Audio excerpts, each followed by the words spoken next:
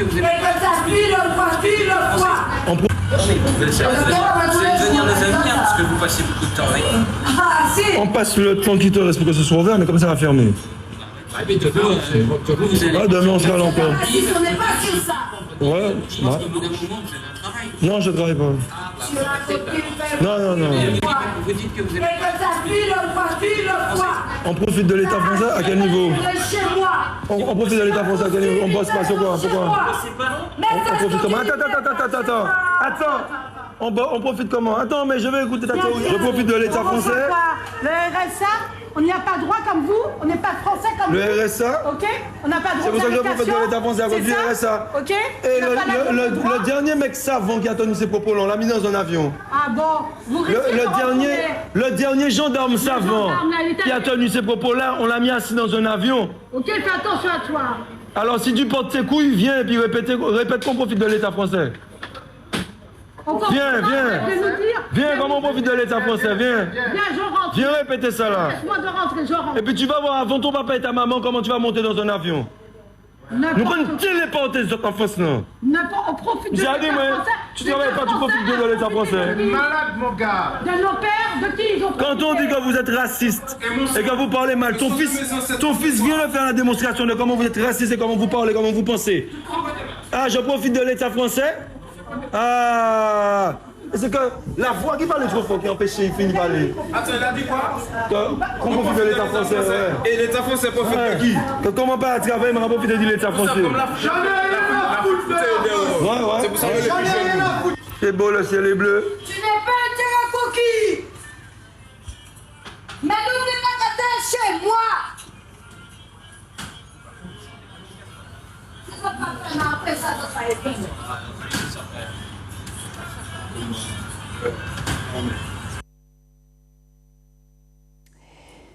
Belle bonsoir Pep Matinique, belle bonsoir toute missier, toute madame, toute petit maman qui a regardé nous jeudi à Souzouk TV. Et ben voilà, missier conseil, mission commencée. Et mission commencée par rapport à une situation qui passait par côté samedi 1er juin qui finit passer par côté Trois-Îlets à dans pâtisserie que c'est tout à l'heure, c'est juste à l'an Lomoun qu'attend pas les days, c'est la pâtisserie La Guérande qui dirigée par 3 moun, en papa, en maman et puis en iche. Et en boule maman monté par rapport à ça en jeune maman Matinique dénoncé. Les autres n'attendent pas les dit ça, l'affaire de La Guérande. Et nous qu'est des autres pour qui ça nous t'est monté. Vidéo numéro 2, s'il te plaît.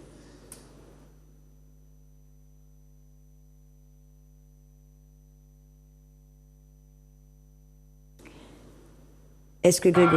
Bad girl, bad boy. 2024, nous pas débattre du bon boucle là, c'est one shot, don't talk. Hey, sans parler, sans comment. Qu'est-ce que c'est ça? On est à La Guérande, aux Trois-Îlets, les amis.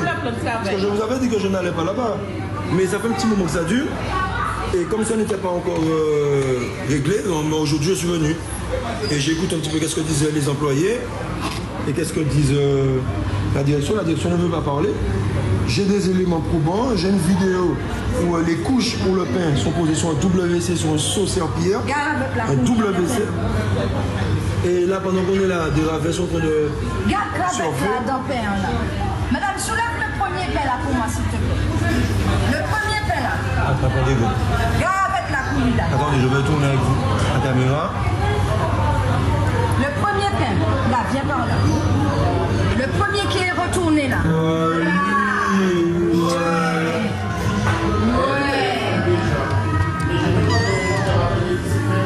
Super. Okay.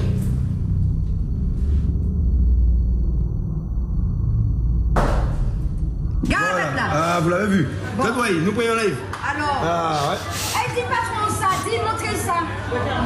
Faut l'appeler, faut lui dire, mon monsieur, pendant que les gens sont là, il y a des cafards qui courent partout. Là, vous avez vu en direct, hein. Yo, petit. Leur avez-vous laissé exprimer, vous avez vu en direct. Ouvre-moi, Tout ça là, des fois, elle nous a regardé la vodka sortie tout partout. Vous avez vu en direct, hein. Elle va venir, ouais,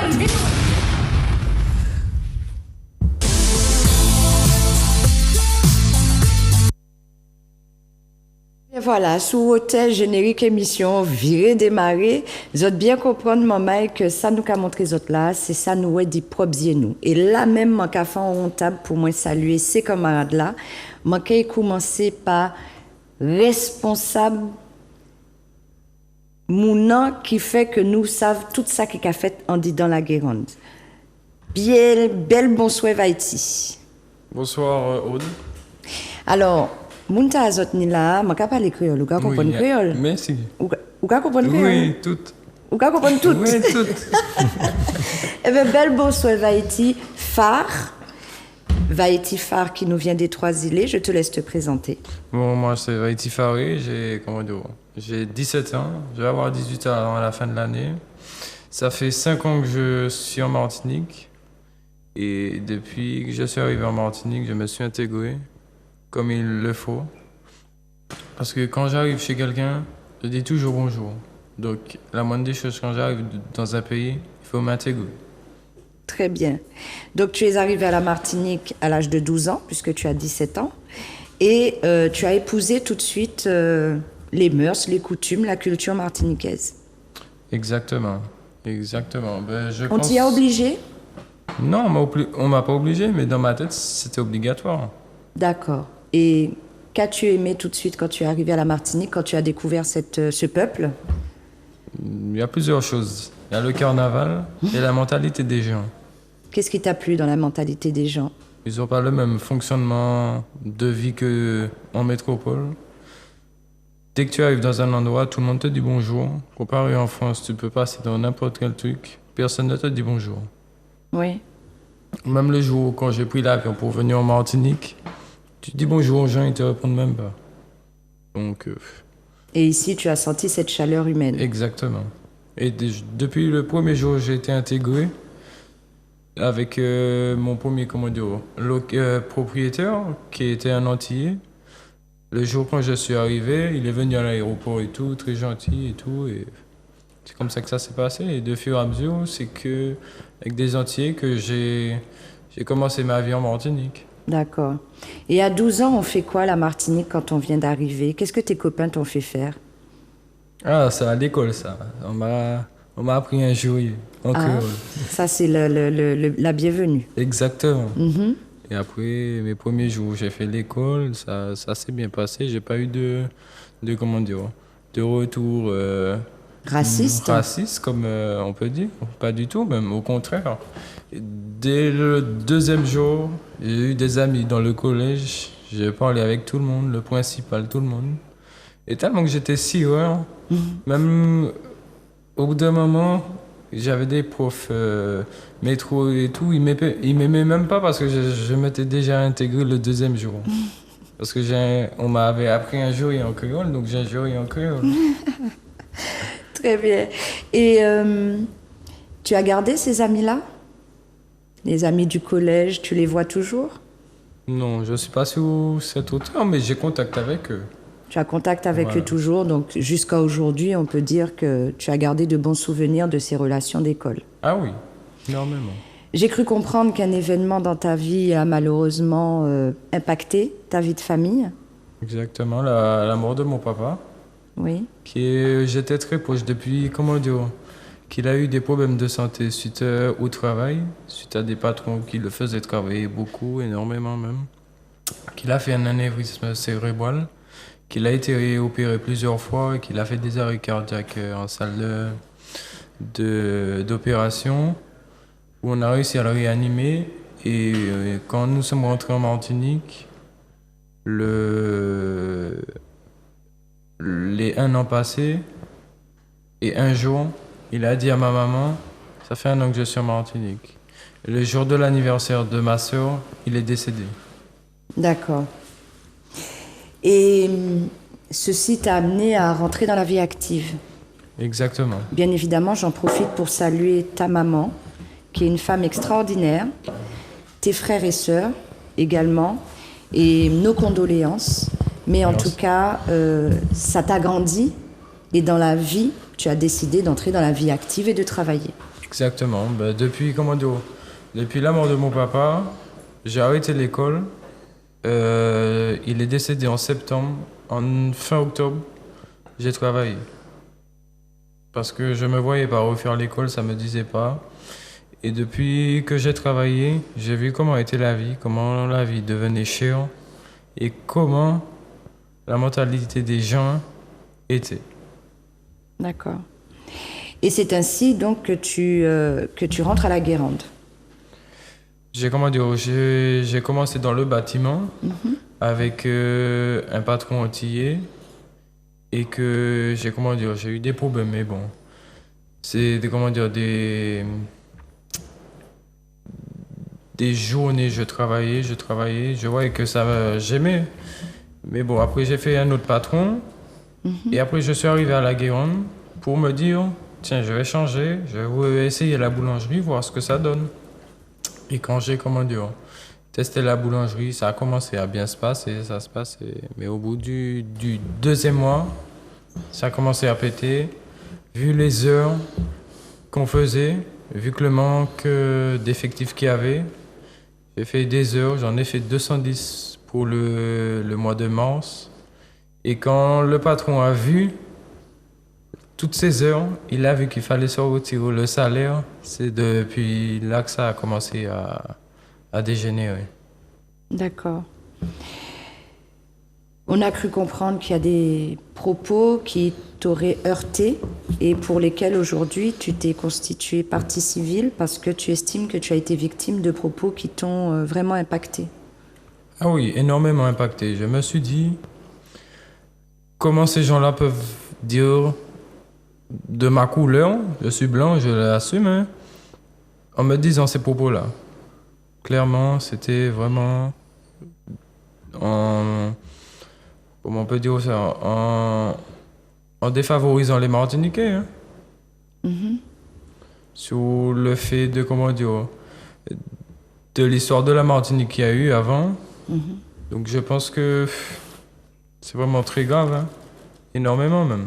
De tenir ce type de propos? Ah oui, Est-ce que tu peux, si ça ne te heurte pas trop, nous dire le contexte, comment ça a pu en arriver là? C'est un dimanche matin, vu que l'insalubrité de cette boulangerie, même ces boulangeries, celle de Ducos et de Toisillet, c'est la même chose. Donc le dimanche... C'est-à-dire c'est les mêmes cafards qu'on a vus sur le pain, ah oui, qu'on voit dans pire. les... Celle de Ducos, c'est énormément. Mais bon, ça a commencé à faire une semaine quand la paye est tombée, qu'il a dû me verser mon salaire et qu'il a vu que c'était élevé. Et il m'a dit, c'est la première fois que je donne autant de salaire pour un aide boulanger. Donc quand j'ai reçu mon salaire, moi j'étais content parce que je voyais que j'ai travaillé, que je faisais mon travail comme il faut, tous les jours, je me rendais... je me rendais serviable, je travaille avec... avec sérieux dans le travail. Hein. Et j'aidais les boulangers, j'aidais tout le monde. Je faisais du nettoyage pour faire l'entretien de la boulangerie que les patrons ne faisaient pas par des entreprises agréées ou quoi. Donc quand il a vu le salaire tomber, je pense que ça lui a fait mal, vraiment. Et ce dimanche-là, le 14 avril, la veille, j'avais fait une heure supplémentaire de nettoyage. J'ai nettoyé pour les ravets qu'il y a par milliers, l'état des plaques de cuisson qu'on met dans le four comme ça, ou l'état du four, en dessous des frigos, même dans les frigos, quand tu vois il y a des ravets dans les congèles qui sont morts, tu vois l'état du sucre où il y a des fourmis, que un matin quand tu arrives, tu as le pistolet pour mettre de la dorure ou du sucre glace dans... Pas du sucre glace, du sucre liquide sur les viennoiseries que tu vois dans le pistolet. Dès que tu appuies, des ravets par milliers qui sortent. Donc vraiment, c'était dégueulasse. Donc je nettoyais et quand il est arrivé à 5h du matin, la première personne qu'il est venu voir, c'est moi. Même pas un bonjour, il vient, il prend la feuille des horaires et il me la met devant le nez. Il me demande c'est quoi c'est cette heure-là supplémentaire que j'avais fait la veille, que il faut que je prenne les pauses, que il faut que je respecte les heures de travail, qu'il faut que comment dire, je me bouge dans le travail. Donc moi j'ai commencé à répondre, ce qu'il n'apprécie pas. Il aime pas qu'on lui réponde, il aime pas, il veut avoir le dernier mot. Donc moi je lui ai répondu. Donc on a, comment dire, il a échangé, il m'a menacé de me battre avec ses deux mains et que c'est des avant-bras, en me disant je vais te virer sur le champ. Moi je continue à leur répondre, hein. Moi je lui dis virez-moi, virez-moi. Il me dit de toute façon je suis chez moi. Il dit peut-être que vous êtes chez vous. C'est peut-être votre entreprise, mais c'est pas votre domicile. Et donc, c'est à ce moment-là qu'il me dit, mais de toute façon, tu fais comme les nègres. Il dit, vu que je fais comme les nègres, je me suis tais. Pendant ce temps qu'il y a eu cette altercation, je travaillais. Et quand j'ai vu qu'il était 6 heures, je dis au boulanger, je prends ma pause. Quand j'ai pris ma pause, j'ai pris toutes mes affaires et je suis parti. Et j'ai quitté l'établissement, je suis allé plus loin, j'ai appelé ma maman pour qu'elle vienne me chercher. Et quand je suis arrivé près du rond-point Citron aux Trois-Îlets, j'ai dit non, je ne peux pas retourner dans cette boulangerie. Donc ma maman est arrivée, elle a demandé à aller voir le patron. Et quand elle est arrivée, les vendeuses ont appelé sa femme pour signaler que ma maman demandait à voir le patron et ils lui ont dit qu'il n'est pas là. Donc la femme revient, elle vient vers ma maman parce que ma maman a dit qu'elle ne bougerait pas le temps qu'elle ne verrait pas le patron. Donc à ce moment-là, sa femme est arrivée et elle a dit « allons passer par derrière » pour s'exprimer. Donc on est passé par derrière et tout. Il ne comprenait pas ce qui se passait et tout. Donc moi je lui ai dit, vu que je fais comme les nègres, il me faut mes papiers. Je ne peux pas rester à travailler dans des conditions comme ça. Avoir de la pression tout le temps, de la malpropreté qu'il y a dans ces boulangeries-là. Il me dit, sur l'effet de comme je fais comme un nègre, il me dit ça c'est pas vrai. Donc il a été appelé le boulanger et le boulanger est arrivé et il m'a demandé de répéter les mots que j'ai dit. Tu fais comme un nègre. Et le boulanger a dit mais moi j'ai rien entendu, j'étais pas là. Moi c'était au fond du labo au niveau du plan de travail pour les viennoiseries et le boulanger était au niveau du four. Au niveau de la vitrine où on voit quand on arrive dans la boulangerie des Trois-Îlets. Donc le boulanger n'a pas dû entendre, c'est même sûr, parce que c'était au fond. Donc la seule personne qu'il y avait, c'est les caméras. Donc ça va être compliqué pour lui, pour démentir ça. Donc on va voir s'il va pouvoir assumer ses faits et jusqu'au bout on va tenir.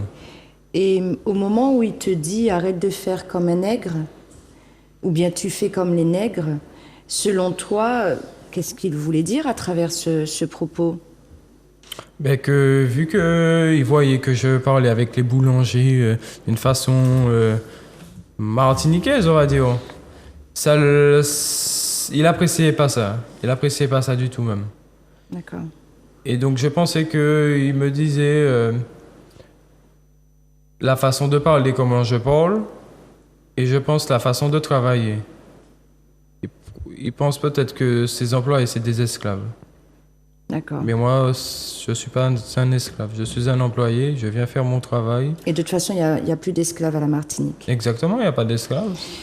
Je te remercie, Vaïti. Il était nécessaire que je te laisse pleinement t'exprimer parce que sur la manière dont tu t'exprimes, d'ailleurs, on a bien le sentiment que tu as refait le film dans ta tête. Et j'accepte, en tout cas, c'est une C'était nécessaire pour nous de te recevoir ce soir parce que ce sujet tombe dans l'opinion publique et il était nécessaire que tu aies aussi la possibilité de pouvoir t'exprimer puisque dans certains médias, on voit bien que tu es déjà catalogué ainsi que ton comité de soutien. Alors, on va passer aux personnes qui t'accompagnent, si tu le veux bien.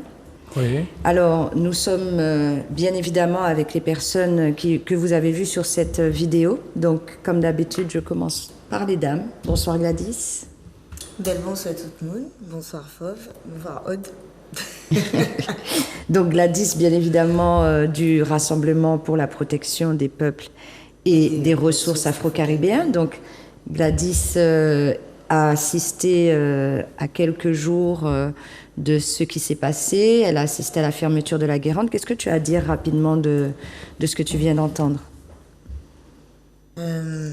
Alors, mon premier sentiment par rapport à tout ça, c'est que quand on travaille, on est au service des gens, mais de certaines personnes, mais on n'est pas leur serviteur.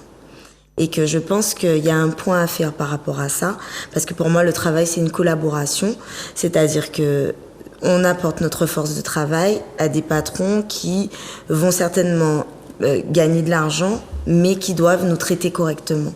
À partir du moment où le respect n'est plus à la table, il est normal qu'il faut avoir du courage pour pouvoir dénoncer certaines choses. Et je salue le courage de Vaïti, qui a eu ce courage de dire ce qui n'allait pas et de dénoncer ce qui n'allait pas à la Guérande, parce qu'il me semble que c'est une situation qui dure depuis des années. Personnellement, j'avais déjà entendu parler de manière très négative de cet établissement. Voilà, mais jusqu'à maintenant, aucun bruit n'avait été fait suffisamment à l'échelle de ce qu'on entend pour que ça puisse retentir suffisamment pour qu'on puisse se rendre compte que c'est inadmissible. Donc je salue son courage, surtout par rapport à son âge, parce que j'ai un garçon qui est un tout petit peu plus âgé que lui et qui pour l'instant n'est pas encore dans la vie active, mais je souhaite que tous les jeunes, que la jeune génération ait ce courage que les anciens n'ont peut-être pas eu, de dénoncer dès le départ ce qui ne va pas pour qu'on ne puisse pas souffrir encore pendant longtemps de choses qui sont inadmissibles. Voilà. Très bien, merci Gladys. Bonsoir le héros. Belle bonsoir Fauve. Belle bonsoir Aude. Belle bonsoir Aude. Bien, très bien. Président Rodrigue Petito, ça vous fait? Je suis là, tranquillement, moi là. Tu es bien fatigué parce que, encore une fois, c'est pas du combat de ma choisie. On t'a pas mal entendu sur les réseaux ces derniers temps par rapport à ce qui se passe. Et toi, ton avis sur la situation? Ben écoute, un peu loin de tout le monde, puisque moi j'étais en Alsace, je suis arrivé il n'y a pas si longtemps, je fais la navette. Donc j'avais jamais entendu parler de cette boulangerie-là, je ne la connaissais pas. Ce qui n'est pas plus mauvais, puisque je suis arrivé sur les lieux avec un avis neutre. J'avais pas d'avis en fait, puisque j'ai entendu parler des combats, mais je ne sais pas si on se rappelle un peu, c'est au moment où moi-même j'étais en garde à vue, j'étais auditionné par rapport aux émeutes dues à l'affaire Pinto. Donc ce combat-là a commencé dans cette période-là et rassemblé avec l'équipe. Personnellement, on était tous tombés d'accord sur le fait qu'il y avait déjà assez de militants là-bas et qu'on ne se serait pas joint à ce combat-là, que les militants étaient aptes à faire ce qu'il fallait. En tout cas, ils dénonçaient, ils mettaient en lumière. Donc, et c'était sans savoir que depuis le départ, Vaïti cherchait à te joindre? Sans savoir qu'il cherchait à me joindre, je ne savais pas du tout. Et du coup, au bout d'un moment, le combat durait. On s'est dit, bon, ben, quand on a pu être en contact aussi, on s'est dit, bon, on va quand même aller regarder qu'est-ce qui se passe. On s'est donné pour objectif de passer maximum 2 heures de temps là-bas parce que, loin de ce que les gens pensent, nous ni famille, nous ni occupation. Donc, on s'est donné l'objectif de rester 2 heures de temps là-bas. On arrive, il y avait Vaïti. Donc, je lui demande de m'expliquer un peu qu'est-ce qui se passe. Et au début de ces explications, je lui demande ce qu'on a l'habitude de faire. Est-ce que tu as des éléments pour étayer ce que tu dis? Parce que on est souvent taxé de limite de chien de guerre, quoi. On a l'impression que nous, on ramasse tous les combats qu'il y a. En général, on fait un bon tri et puis tant qu'il n'y a pas des éléments probants, on ne se déplace pas. Donc, j'ai appris les choses sur le moment. Donc, j'ai fait comme je fais dans chaque cas, comme ça a été le cas pour Crozatier. Je me suis dirigé vers les patrons et je leur ai demandé est-ce qu'ils auraient quelque chose à dire, évidemment, ou est-ce qu'ils veulent faire entendre leur voix, qu'on puisse comprendre, puisque je suis là de façon neutre pour le moment. jusqu'à ce que je puisse avoir des éléments qui me feront tirer une conclusion. Bon, ils ont choisi de se muter dans le silence. Le mépris, le chantage au suicide. Le chantage au suicide, le mépris, l'arrogance. Ça veut dire que, sans même s'exprimer plus profondément, ils étaient déjà en train de décrire ce que les employés manifestaient, ce que les employés reprochaient. Donc, limite, ils n'avaient pas besoin de s'exprimer parce que dans le comportement, ça venait déjà étayer. Et puis, on a reçu les éléments que vous avez vus en début de vidéo et d'autres qu'on n'a toujours pas encore mis pour le moment. Quand j'ai confronté le patron à ça, je rappelle qu'on était venu pour 2 heures maximum, hein, essayer de comprendre et puis on serait revenu après. On confronte le patron à ça et le patron a juste de me dire avec un grand sourire, moi je vois juste qu'il fait beau et que le ciel est bleu. Oui. Bon, les Padjais savent comment pas un bon cas apprécier l'arrogance. Donc je me suis dit... Moi, je pense à joue. Ah bon, là ça devine où est moi. Parce que j'arrive neutre, tu joues d'arrogance envers moi, qui vient te donner la parole pour essayer de comprendre. Donc je recueille encore les éléments auprès des employés et je constate que c'est un joli bordel qui dure depuis un bon moment. J'apprends petit à petit le nombre de temps, les gens qui ne dénonçaient pas mais qui savaient. Je crois que même les cafards voulaient te parler. Oui, les cafards voulaient parler parce qu'ils sont tous venus à la vitrine nous parler. Pour lui, ouais. Au moment où il te fait ce signe d'arrogance, tu as un cafard qui passe sur le Voilà, donc on a pu matérialiser tout ça même par nous-mêmes, puisque les boulangers m'ont dit, après qu'il y en ait un qui m'ait proposé de me gifler, ils m'ont dit que c'est peut-être un montage ce qu'on a. Bon. Ah, mais avec là, pas un montage. Mais à côté de ça, j'ai aussi appris l'histoire de Vaïti, et ça m'a ramené à des conclusions sombres que j'ai eues en étant plus jeune lorsque j'ai laissé la Martinique. La conclusion de certains patrons, et ça peu importe la couleur, hein, qui se sentent au-dessus de tout. Quand tu travailles pour eux, tu deviens automatiquement un esclave qui, même lorsque tu fournis un travail au-dessus de tout, ne sont pas capables de te donner ce que tu mérites parce que quand tu as travaillé, le salaire il t'appartient, c'est plus à eux, puisque tu as contribué à ce que l'entreprise fasse des sous. Donc, c'est ces patrons-là qui contribuent à dégoûter notre jeunesse martiniquaise. Et je mets Vaïti dans notre jeunesse martiniquaise parce que quand tu viens en Martinique et puis que tu respectes l'idéologie, que tu t'intègres, comme il a fait, c'est pas tout le monde n'a pas les crayons là quelques temps comme ça, même s'il commençait pas à jouer. Mais quand tu t'intègres comme ça, tu respectes l'idéologie, tu es martiniquais. Donc, ma gamme est indignée, c'est pas une question de couleur.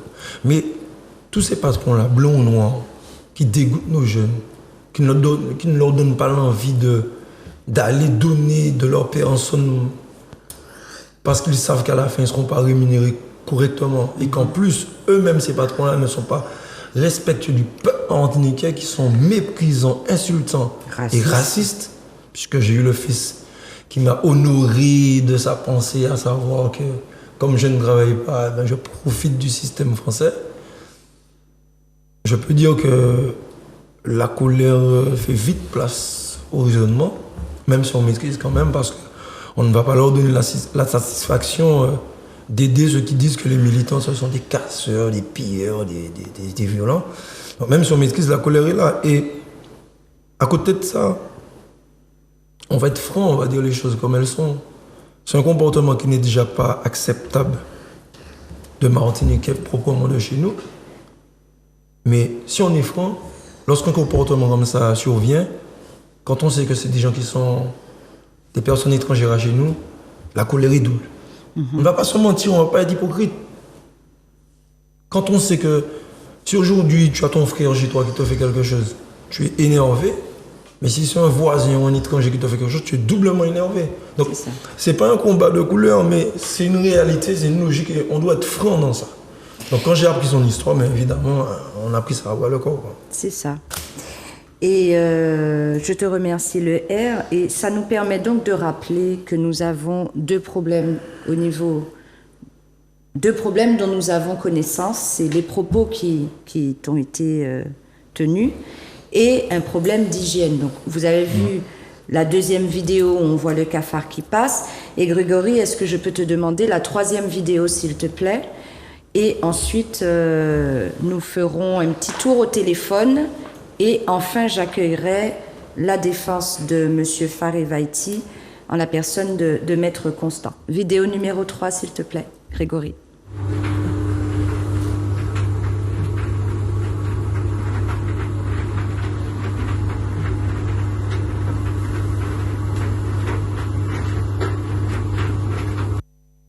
Bien, Vaïti, peux-tu nous dire ce que nous voyons là? Ben, c'est des couches de pain. Pour Alors, mettre que faisons-nous avec ces couches de pain? Eh ben, comment dire? On fait le pain dessus pour les mettre dans les chambres réfrigérées, dans des chariots, pour que les pains restent en forme, pour pouvoir qu'ils soient sortables, beaux, esthétiques au moment de la cuisson. Très bien. Et peux-tu nous dire, ça c'est dans le commerce? Non, ça c'est dans les toilettes. Ah, pardon. Oui, bien sûr. Donc ça, c'était posé sur des WC et à côté d'une pelle et à côté de produits détergents, quelque chose comme ça, mais c'était sur des toilettes. Et il n'y a pas de vous vous les lavez régulièrement ou vous les utilisez comme ça? C'est quelque chose qui se lave? C'est quelque chose qui se remplace tout le temps? C'est quelque chose de jetable, je veux dire? Non, c'est pas jetable, c'est comme si c'était des torchons. Donc ça se lave. Et ça se lave là-bas? Eh ben, j'ai passé depuis février jusqu'à avril. J'ai jamais vu une personne laver ça. Et quand j'étais là, j'ai dit ça au boulanger qui était là, au chef boulanger. Il faudrait peut-être laver ça. Tu vois, le truc est moisi. Les gens font le pain dessus. Tu voyais, quand tu cuis le pain, tu ressortais le pain, tu voyais des trucs noirs sous le pain. Donc il fallait nettoyer le pain aussi.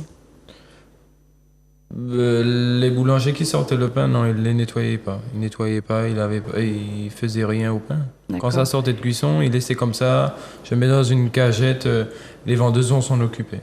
Donc très rapidement, au fait, c'est parce que le lieu est trop étroit que c'est l'endroit qu'ils ont trouvé où déposer, ou est-ce que l'endroit est vraiment restreint pour empêcher que, je sais pas, il y ait une corbeille dans laquelle on les mette, je sais pas? La question est non. La réponse plutôt, parce que c'est quand même assez grand pour pouvoir travailler. Donc sur cette vidéo, on voit bien que c'est sur des toilettes. Hein. Alors je répète, en tout cas je tiens à le signaler, ce n'est pas Vaïti qui nous a apporté ces pièces. Non. Parce qu'il faut quand même le préciser.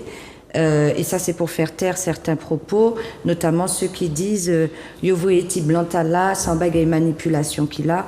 Moi, je dirais plutôt Vaïti est certes peut-être un enfant caucasien blanc, mais les propos qu'on lui a tenus sont racistes et c'est lui qui les dénonce aujourd'hui. Donc, du coup, beaucoup de personnel n'ose pas parler, mais nous avons des vidéos. Et sans transition, quatrième vidéo, s'il te plaît, Grégory, et ce sera la dernière.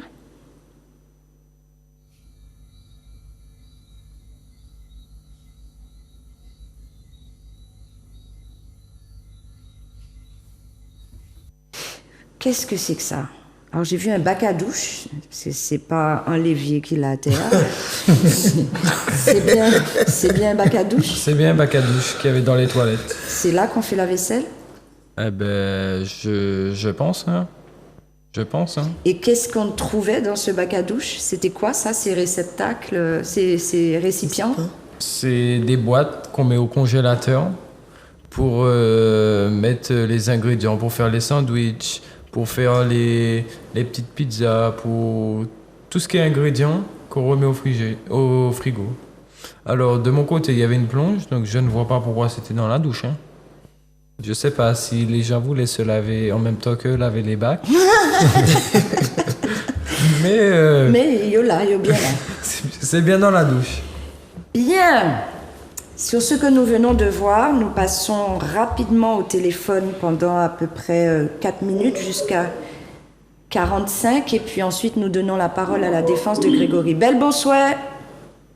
Oui, bonsoir. Bonsoir. Vous êtes? Oui. Donnez-moi votre prénom. Vous êtes Audrey? Non, Claire Garret. D'accord. De quelle commune? Du Diamant. Du Diamant. Nous vous écoutons. Oui, donc moi je suis une ex-employée de la violence. Alors je vous entends mal. Est-ce que vous êtes sur haut-parleur? Vous m'entendez mieux? Mieux. Donc, je suis une ex-employée de la Guérande. Ex-employée de la Guérande. Bonsoir. Oui, bonsoir. Donc, j'ai travaillé du mois de juillet au mois d'octobre à la Guérande. Oui. J'ai passé tous les postes. J'ai fait vendeuse, remplaçante de pâtisserie. Et effectivement, je me retrouve à faire des baguettines avec des ravets qui tombent sur moi. Des ravets qui tombent sur vous? Oui, des ravets qui tombent sur moi. J'ai fait du ménage à retrouver des barquettes de crumble avec des larves à l'intérieur, des œufs, à prendre carrément des produits ménagers de chez moi pour pouvoir faire le ménage dans l'entreprise, car les responsables ne sont pas capables de faire le nécessaire.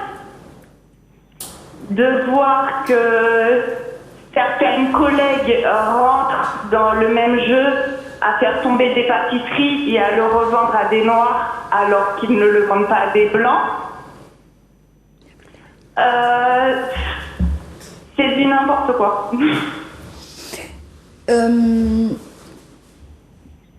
J'ai presque envie de vous poser la question, parce qu'on dit que Vaïti raconte des conneries. Vous êtes caucasienne, vous êtes noire? Je suis métropolitaine. De base, je suis métropolitaine, je suis blanche de peau.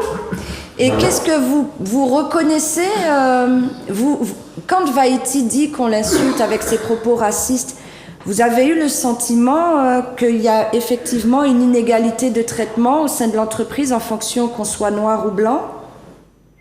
Ah oui, tout à fait. Qu'est-ce qui vous permet de le dire? Est-ce que vous pouvez étayer? Les noirs sont plus souvent convoqués à la vaisselle. J'entends des réflexions où on dit les noirs sont fainéants, les noirs ne servent à rien. Et ça, c'est ce que le patron disait? Des patrons qui viennent nous dire... Oui, allez-y. Comment? Allez-y. Des patrons qui viennent nous dire que des vendeuses ne sont pas irremplaçables, qu'on trouve des vendeuses en traversant sur n'importe quel trottoir. Okay. D'accord.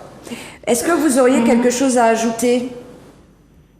Non, juste que franchement c'est inacceptable ce genre de propos et que les gens qui traitent Vaïti Farde de menteur n'ont pas vu réellement l'envers du décor malgré les preuves ou n'osent pas ouvrir leurs yeux malgré des vidéos à l'appui. Et quel message vous souhaiteriez adresser à vos ex-collègues ou même à votre ex-direction? Que chaque être humain mérite son respect, qu'il soit noir, bleu, jaune ou rouge, chaque être humain mérite son respect et qu'il y a une certaine valeur à avoir. Tu veux habiter en Martinique, tu veux habiter au soleil, respecte la culture. Quand tu es en métropole, les bleus ne te dérangent pas, le boulanger qui vient nourrir ta grand-mère ou ta maman ne te dérange pas, mais pourquoi dans un autre pays ou dans une autre île, dans un endroit où il y a des noirs, ça te dérange? Très bien, je vous remercie pour ce témoignage et nous vous souhaitons une agréable fin de soirée sur Zouk TV. Merci beaucoup en tout cas de votre témoignage. Pareillement, c'est moi qui vous remercie. Passez une bonne soirée. Merci, au revoir. Appel suivant, s'il vous plaît. Oui, Zouk TV, bonsoir. Oui, bonsoir. Bonsoir. Vous appelez de quelle commune? J'appelle du François. Du François. Votre prénom, s'il vous plaît? C'est Grégory. Grégory, bonsoir Grégory, nous vous écoutons. Grégory? Oui. Oui, nous vous écoutons. Oui, en fait, j'étais en train de zapper.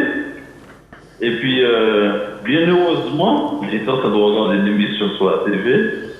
Et bien heureusement, je suis tombé sur votre chaîne. Oui. Et je suis en fait sidéré parce que ce que j'ai entendu. Ah. Parce que ce qu'on dit dans les médias, les chaînes phares là, Martinique Première et puis la TV, c'est pas tout ce qui est relaté, c'est étonnant en fait. Oui, c'est-à-dire que vous avez le sentiment qu'il n'y a qu'une seule version qui s'exprime. Vous n'avez pas la possibilité de juger par vous-même. Une seule version. J'ai un peu honte en fait. Voilà, j'ai une seule version qui s'exprime. À la limite, j'ai un peu honte d'être noir martiniquais parce que je trouve que je vais même plus loin.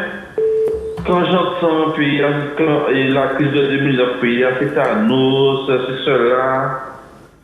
Je ne trouve pas notre vraie identité. Ça me fait un peu bizarre. Je laisse perplexe. Si on regarde quelquefois dans le miroir pour savoir qu'est-ce qu'on veut vraiment et quelle est notre identité.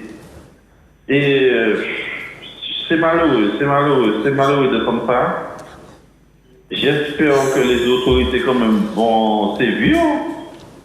Il faut le dire fort parce que quand ça ne va pas, il faut le dire. C'est dommage. Je suis très touché. Ben écoutez, nous vous remercions. En tout cas, je vous invite à écouter le reste de l'émission. Oui, je vais écouter là parce que Très bien.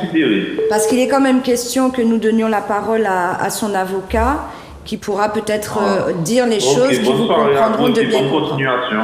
Merci. À bientôt. Troisième appel. Bonsoir. Zouk TV, belle bonsoir. Oui, bonsoir. Belle bonsoir. Nous vous écoutons. Vous êtes de quelle commune? L'Ansalane.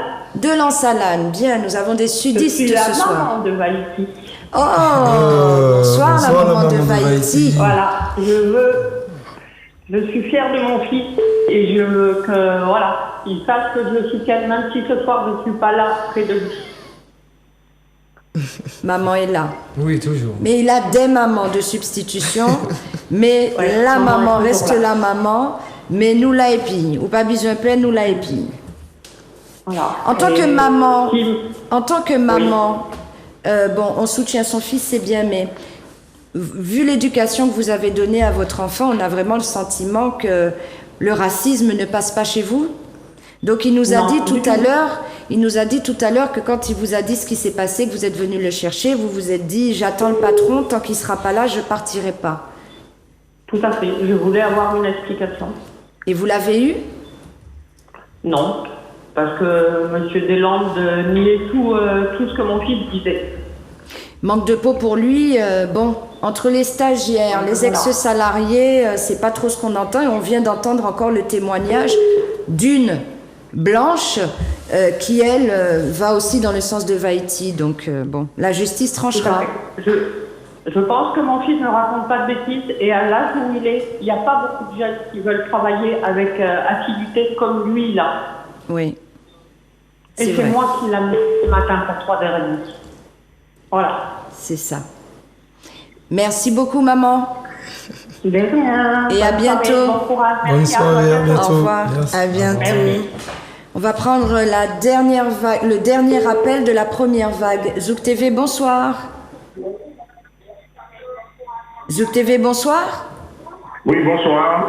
Bonsoir et bienvenue. Vous nous appelez de quelle commune? J'appelle de Sainte-Marie. Sainte-Marie. Ah bon, enfin quelqu'un du Nord. Alors, nous vous écoutons. Qu'avez-vous à dire? Bonsoir, Aude. Bonsoir. Bonsoir, le père. Bonsoir. Vaïti. Bonsoir. Bonsoir tout le monde sur le plateau. Bonsoir.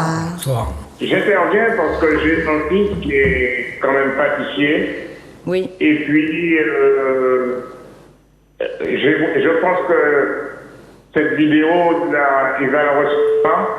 Oui. Et il va me donner son avis. Bien qu'il a laissé le métier, mais à travers lui, j'ai une petite connaissance sur le métier de boulanger-pâtissier. Oui. Alors donc, ce jeune-là, ce qui m'interpelle, c'est entre guillemets un jeune métropolitain qui a eu le courage de faire en premier. Moi, il a subi que moi, ce que j'ai pas subi en une trentaine d'années en métropole. Vous vous rendez compte? Ouais. Le R, il m'a donné des frissons tout à l'heure parce qu'il a parlé de l'Alsace. Il y a 40 débarqués en Alsace. Alors donc, vous comprenez. Oui. Mais ça, en Martinique, ça ne doit pas se produire. Et quand j'ai dit la Martinique, c'est partout ailleurs qu'on se dit français. Les métis, ces jeunes-là, les jeunes qui ont à l'esprit, c'est le monde de demain.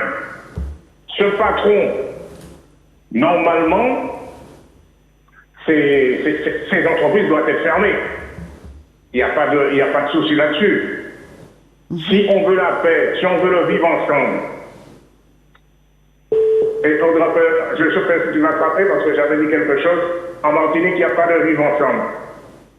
Blanc, net, ça se veut vivre ensemble. Ce gamin est arrivé, il a dit, à 12 ans en Martinique, intégré comme il est, je lui tire mon chapeau. Et je lui dis courage, c'est la place en autre, mais je lui dis courage de tenir bon, je pense que la Martinique soit derrière lui. Merci beaucoup. Je pense que tu vas bien, j'ai pas de nouvelles depuis. Oui, je suis là. Je sais pas si vous m'avez reconnu, hein. Mais bien sûr, on t'a reconnu, monsieur Louis.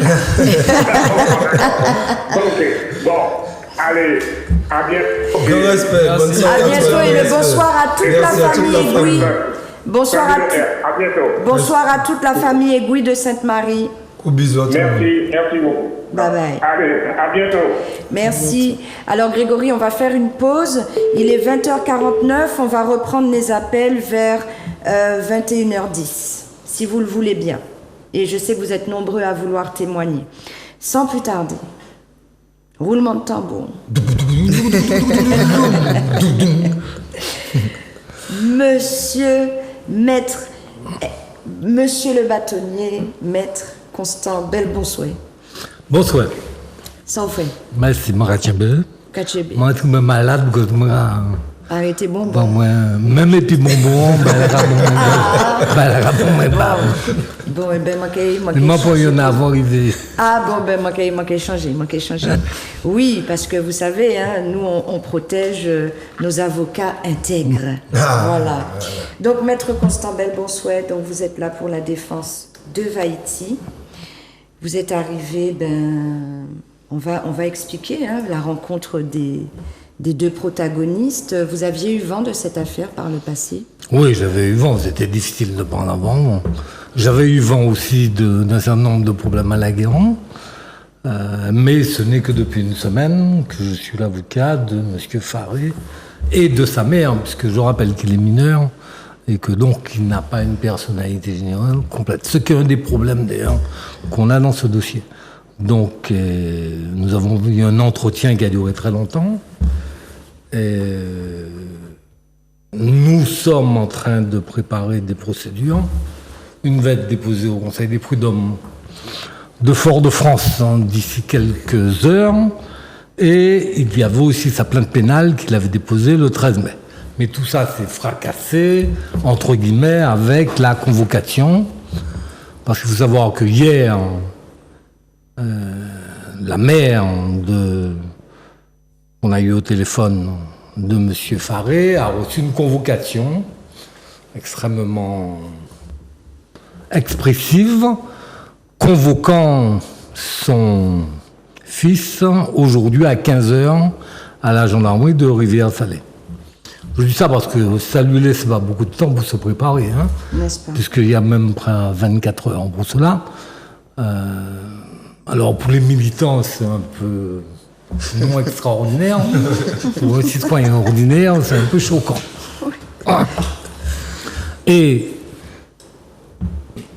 on avait aussi quelque chose d'assez impressionnant sur la convocation, puisqu'on le convoquait pour venir s'expliquer sur des manifestations non autorisées, du harcèlement ayant entraîné plus de 8 jours d'ITT contre des personnes par des actes répétitifs, sur des diffamations, sans qu'on précise d'ailleurs exactement quels sont les propos qui étaient diffamatoires, et en fait sur des menaces de mort.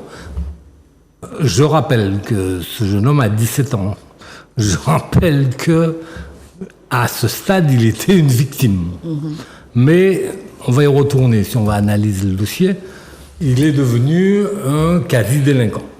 Donc, cet après-midi, j'ai accompagné, comme le code de procédure pénale français le permet, M. Faré, avec sa mère, à la gendarmerie.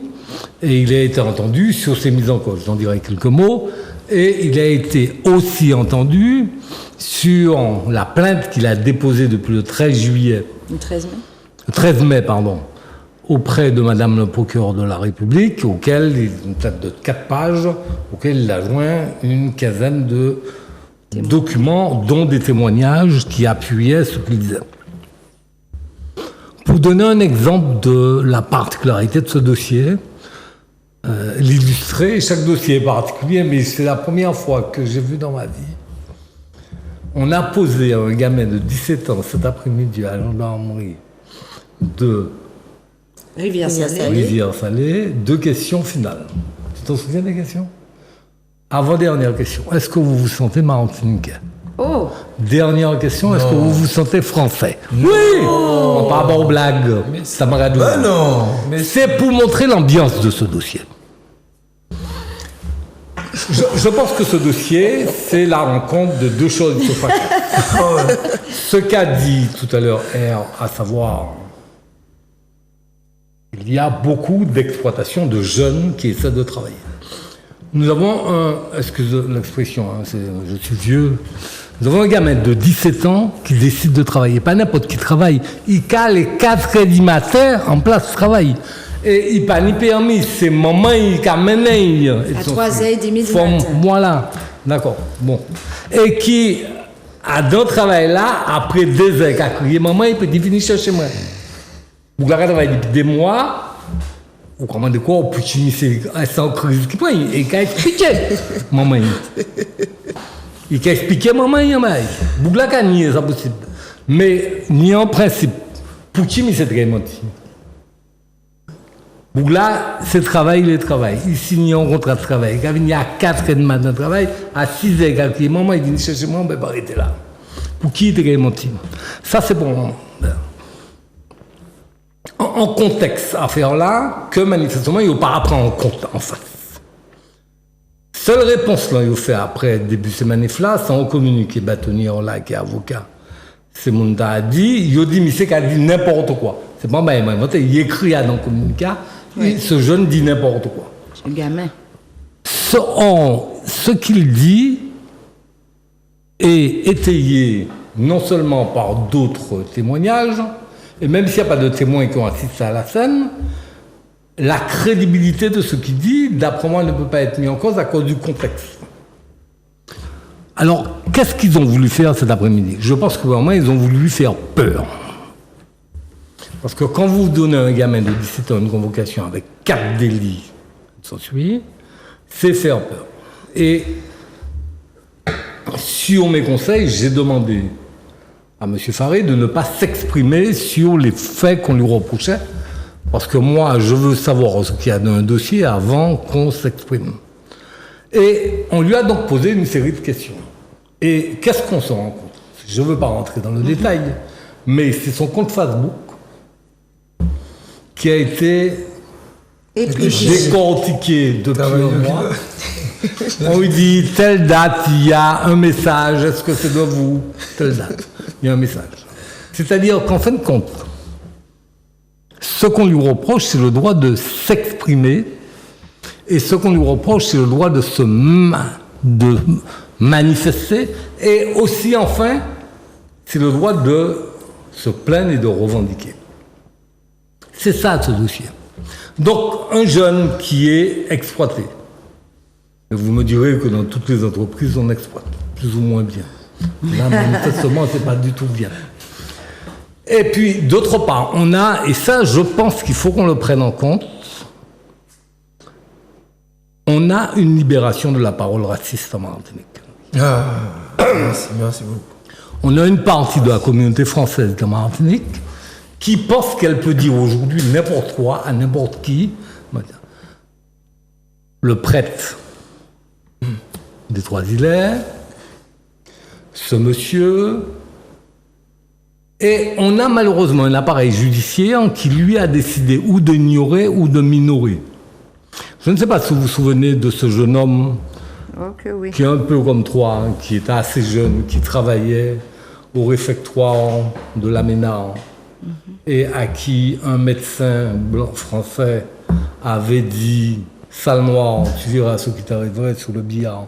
Pourquoi ? Parce que ce jeune lui avait dit qu'il n'avait pas le droit de prendre au restaurant universitaire 2 desserts en même temps. Il faut savoir que cette affaire qui date de plusieurs années, jusqu'à présent n'est pas terminée, parce qu'on a un parquet qui a décidé au début de classer sans suite, puis après qui a décidé de minorer avec un accord d'un juge d'instruction en estimant que c'était une injure non publique.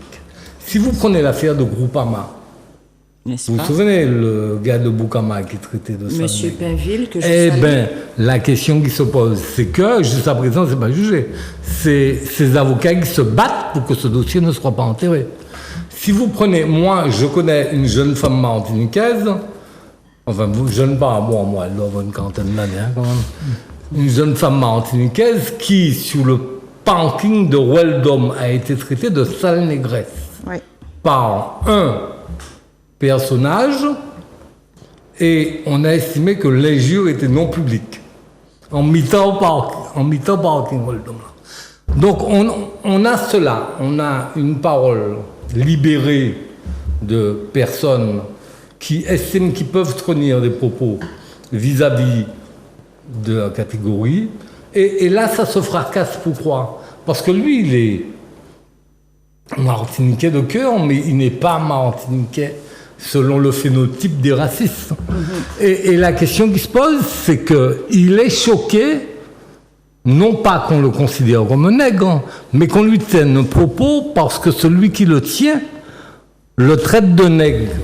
Non pas pour dire qu'il est bien, mais pour dire qu'il n'est pas bien. C'est ça. Et ça, c'est quelque chose d'assez terrible. Ce que je veux dire encore, depuis le 13 mai, la plainte a été déposée.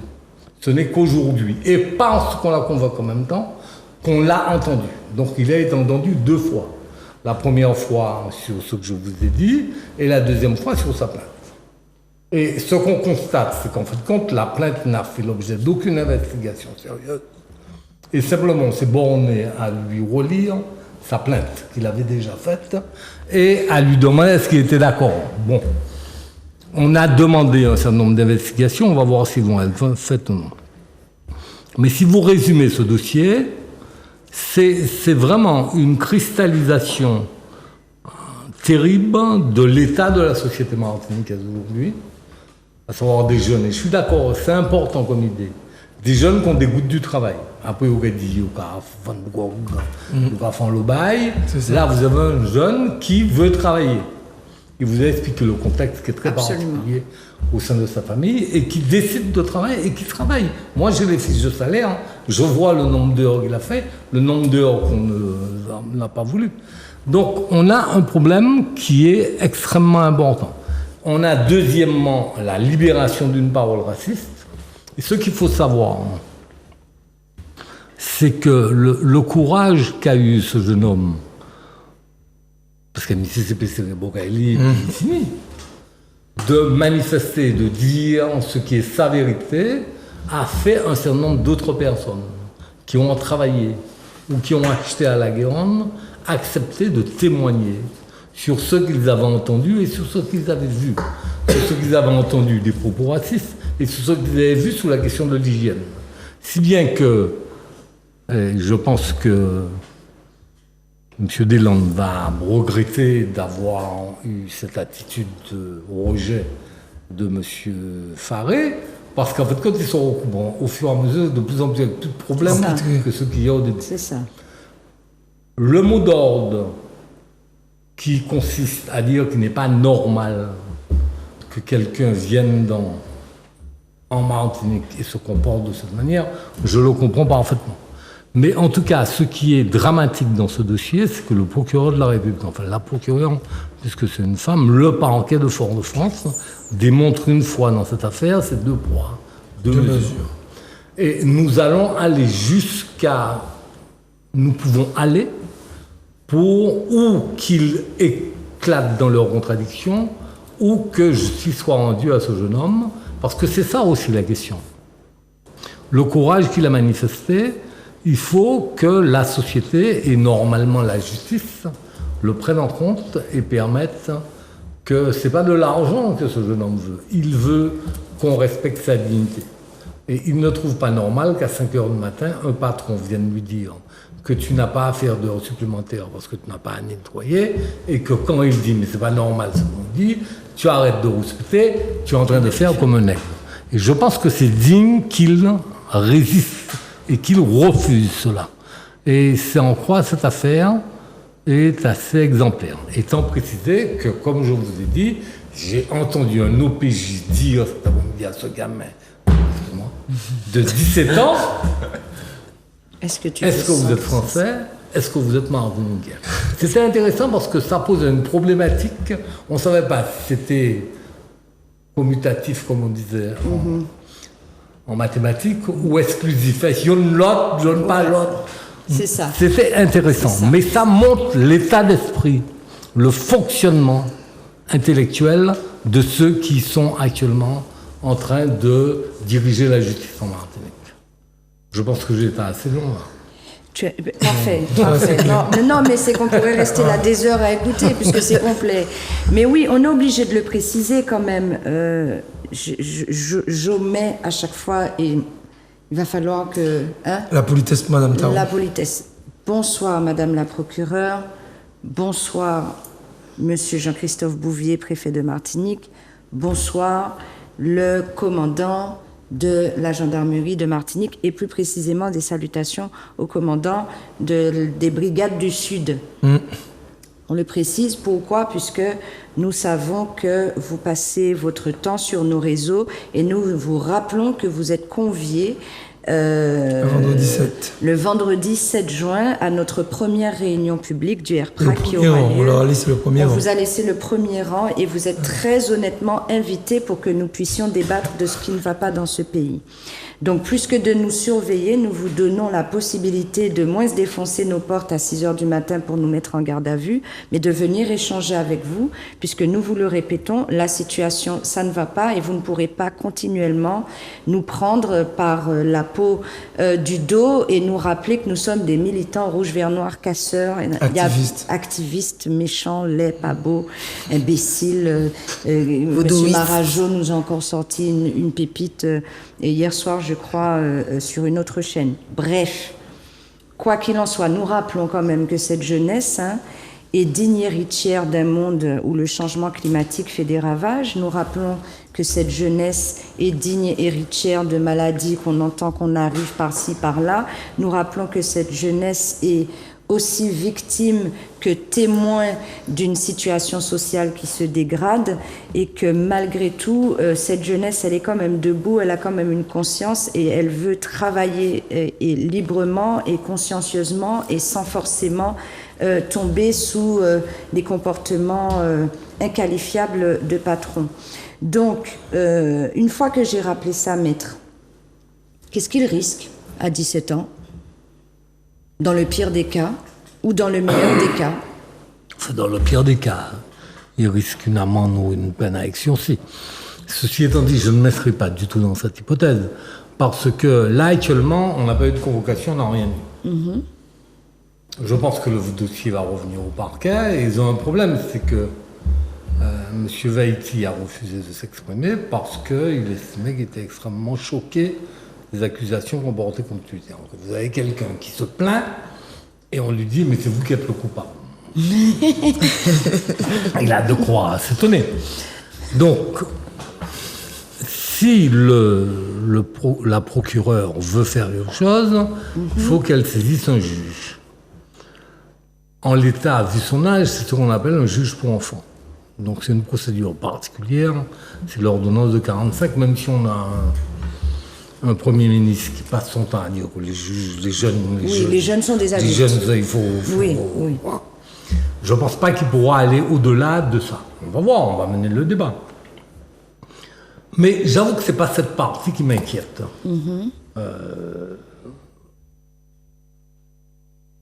L'idée, manifestement, qu'a le parquet, c'est que M. Vaïti Faré n'est pas Vaïti Faré, c'est un individu qui est instrumentalisé par des forces obscures.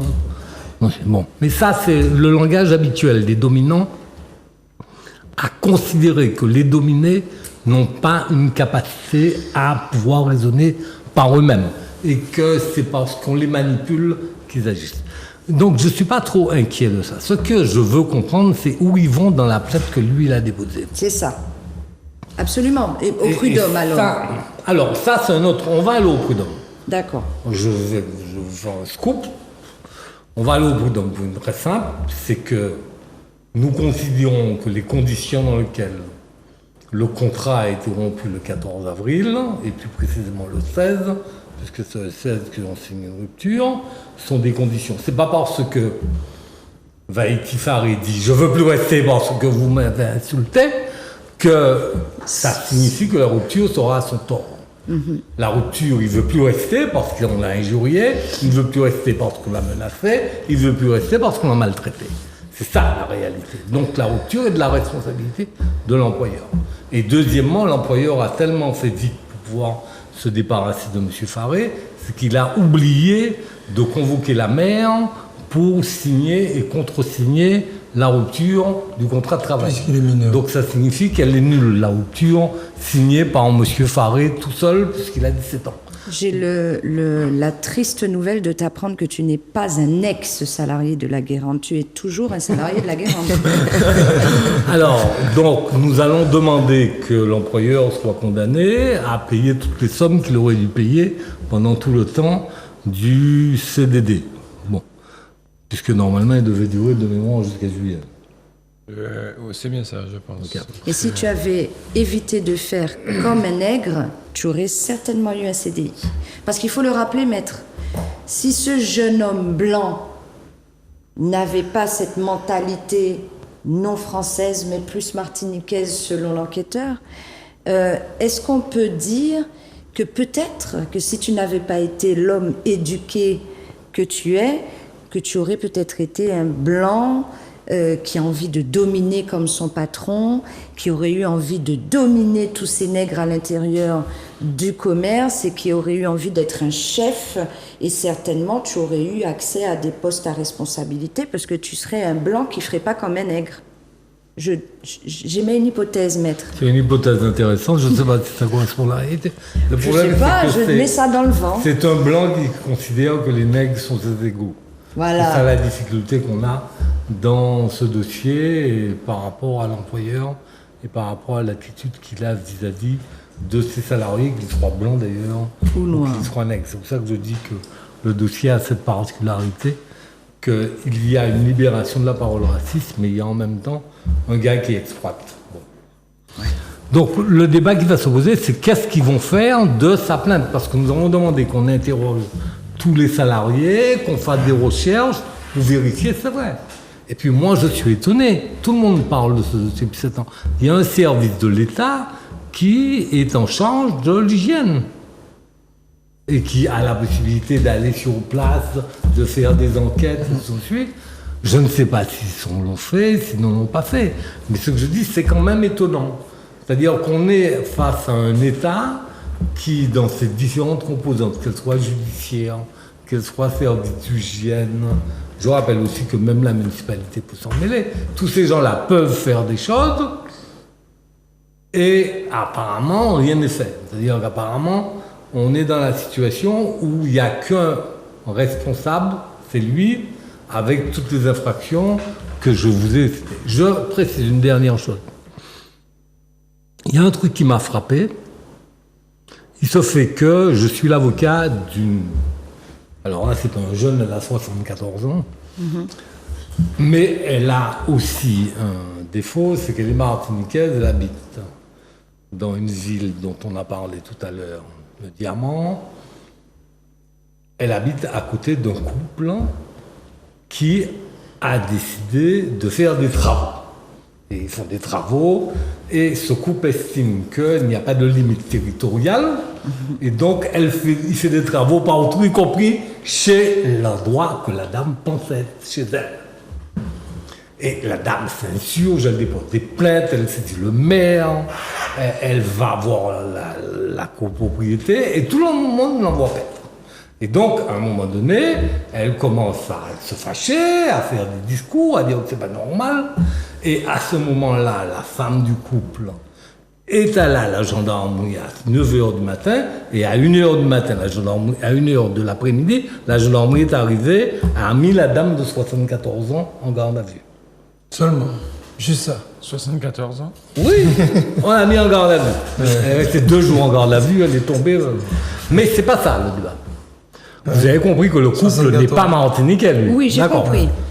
Bon, mais surtout, la rapidité. On a aussi décidé de poursuivre cette dame et Bongo, on l'a poursuivi aussi pour harcèlement. Exactement la même infraction qu'on a reproché à M.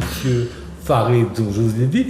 On a poursuivi cette dame, on l'a poursuivi puisque le procès aura lieu bientôt, pour harcèlement contre le couple et contre ses enfants. C'est-à-dire qu'il y a manifestement le parquet de Fort-de-France qui fait les poursuites a mis en place un système un peu particulier qui semble viser une catégorie de la population avec des infractions de ce type. Je ne sais pas si ça va marcher, je pense qu'on obtiendra la relaxe.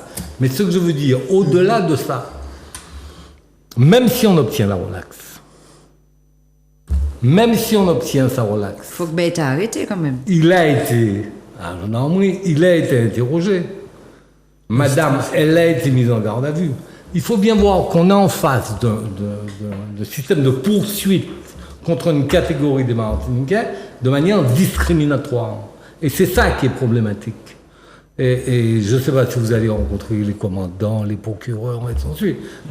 Mais ce qui est certain, c'est qu'on a un système qui fonctionne aujourd'hui en Martinique, où quand on est catégorisé ou instrumentalisé par les RVN ou RVN, ou c'est pas, on n'a pas un traitement normal. Non. C'est ça la question qui se pose. Je suis en train de travailler, j'en aurais terminé parce que je prends beaucoup de temps. Je suis en train de dénombrer le nombre de personnes qui, depuis 2020, ont ou été mis en garde à vue, ou interpellés, ou frappés, ou passés en procès, et même pour quelques-uns en prison. On est près de 60. Ah, quand même. 60. Si vous rapportez ça à la population, c'est énorme. Mais c'est la réalité. C'est la réalité. Et donc, ce sur lequel je veux insister, c'est que je ne veux pas faire de l'affaire de M. Faré une affaire politique. Ce que je veux dire, c'est que sa réalité, la manière dont il se comporte, c'est eux qui font que ce soit une affaire de cette nature. Et c'est ce qui est malheureux. C'est-à-dire que ce jeune homme de 17 ans est traité parce qu'ils ont décidé qu'il est instrumentalisé. Et on lui a posé la question, est-ce que vous vous considérez instrumentalisé ? On décidé de le traiter d'une manière qui n'est pas normale, qui est contraire à celle du statut normal de citoyen. C'est ça la difficulté qu'on a. Et c'est parce qu'il est traité ainsi que nous serons toujours là auprès de toi, Vaïti, et que nous serons tes soutiens jusqu'au bout des procédures, auprès de toi, auprès de ta mère et auprès de ton avocat. D'accord ? Grégory, avons-nous des appels, s'il te plaît ? Zouk TV, bonsoir. Oui, bonsoir. Oui, bonsoir. Vous nous appelez de quelle commune, s'il vous plaît ? De Saint-Joseph. De Saint-Joseph. Bonsoir, Saint-Joseph. Nous vous écoutons. Alors, j'appelle parce qu'en fait, cher militant, en fait, moi je me dis que effectivement, on a parlé du combat au niveau des conditions d'hygiène, au niveau du racisme, mais aussi au niveau des conditions de travail des salariés. Oui. Parce qu'il faut savoir que lors de la première manifestation, le samedi 4 mai, il y a certains salariés qui sont intervenus. Oui. Et du coup, ces salariés-là sont mis à pied. Depuis cette date, ils n'ont pas pu reprendre le travail. Oui. et ont reçu un courrier de pré-licenciement. Donc, Ce qui est votre cas? Ce n'est pas mon cas, mais c'est le cas de quelqu'un qui est très proche de moi. D'accord. Et je souhaitais en tout cas amener cet élément en fait. D'accord. Et du coup, on a aussi certains salariés qui n'ont pas repris le travail et qui reçoivent des mails régulièrement du patron leur disant de ne pas venir travailler, qu'ils seront rappelés plus tard. Donc ça date du 4 mai. Très bien. Très bien. J'entends, maître, avez-vous quelque chose à ajouter dessus? Non, il faut que les salariés se battent. Alors justement, ça me permettra de rebondir dessus parce qu'on a entendu des choses et nous vous remercions pour cette information. Effectivement, il y a 3 volets. Les propos racistes, les conditions d'hygiène et effectivement ce qu'il advient des salariés. Nous vous remercions pour cette intervention. Très rapidement, maître. Une entreprise, donc on a entendu dans France Antilles, 50 salariés sont menacés. J'ai envie de vous poser une question. Quand une entreprise a 50 salariés, il n'y a pas un CSE, des délégués du personnel, un CHCT, justement? Normalement, il y a, par exemple, avec la loi, il y a un CSE à partir de 50 entreprises. Ceci étant dit, normalement à partir de 10, excusez-moi, je me suis trompé. À partir de 11, plus précisément, il y a un CSE, même si de 10, de 11 à 50, il n'a pas beaucoup de pouvoir. Normalement, on est ça. Ceci étant dit, je ne sais pas s'il y a des organisations syndicales dans l'entreprise. J'ai cru comprendre que non, selon certains Je ne salariés. sais pas si l'employeur a convoqué les organisations syndicales représentatives pour faire des élections, ce qui normalement est une obligation légale. Et je ne sais pas si la direction du travail a eu l'occasion d'intervenir sur les grandes. Ceci étant dit, il faut bien comprendre aussi un aspect, c'est que apparemment il y a un montage juridique. Il y a par exemple, il faut savoir que Vaïti Faré a signé 2 contrats. D'accord. Un contrat pour du code et un contrat pour les 3 îlets. 2 sociétés. Et normalement, c'est 2 sociétés différentes. Et d'ailleurs, il a signé un contrat pour travailler 17h30 à Ducos et pour travailler 17h30 aux 3 îlets. En fait, quand ça ne va pas véritablement se produire, il va travailler essentiellement à la fin aux 3 îlets. Est-ce qu'en arrière-plan, il y a des prêts de main-d'œuvre, des organisations, une situation de violation et qui s'explique pour des raisons d'organisation de travail? Je n'en ai aucune idée. Ce que je constate, c'est que on est en face d'une structure qui réfléchit beaucoup à la manière de minorer les droits des salariés. C'est ça. Et il est certain que dès qu'on a plus de 50 salariés, on est obligé de créer un CSE qui a véritablement des pouvoirs. Très bien. Parce qu'il a un budget. Très Pour bien. la dernière question, le débat de la suppression d'emplois. La question qui se pose, c'est que si à partir du moment donné où une entreprise peut faire n'importe quoi, sous prétexte qu'il y a du travail, il peut mettre nous avons une entreprise qui décidait de faire des gibets pour pendaison. Donc, il y avait gibets pour pendaison, bon pouvoir pour les emplois. Toute matinique. C'est pas ça, il faut être sérieux. Je ne sais pas si il y a 50 emplois menacés. Mais je rappelle que s'il y a un problème, cette société peut être placée en redressement judiciaire, qu'il y a un administrateur qui peut être nommé, que les AGS peuvent prendre en charge les salaires non payés et qu'il peut y avoir, si l'entreprise n'est pas capable de faire un projet, qu'on peut faire un appel d'offres pour pouvoir récupérer cette entreprise. Ce que je veux dire, le chantage, je perds 50 emplois, la Martinique perd 50 emplois, où on doit accepter un homme qui tient les propos qu'il tient, un homme qui viole apparemment les conditions d'hygiène, un homme qui ne respecte pas les droits des travailleurs. Non, c'est pas ça. C'est pas ça la balance. Absolument. La balance, c'est qu'une entreprise peut fonctionner en respectant la législation. C'est ça le défi. Et ce qu'il demande, c'est simplement qu'on respecte la législation, qu'on ne viole pas la loi. Donc le chantage, il y a 50 est un faux chantage. C'est une manière malhonnête de poser la problématique. La problématique, si il veut mettre la clé sous la porte, il met la clé sous la porte. On va trouver du monde pour récupérer les 2 pâtisseries qui fonctionnent bien ou mal. Je ne connais pas du tout la situation économique. Ce que je veux dire, c'est que l'argument des contrats de travail est un argument qui est démagogique parce que ce n'est pas parce qu'il doit y avoir un contrat de travail que les conditions de travail de celui qui en bénéficie doivent être violées. Très bien, merci. Un autre appel, Grégory?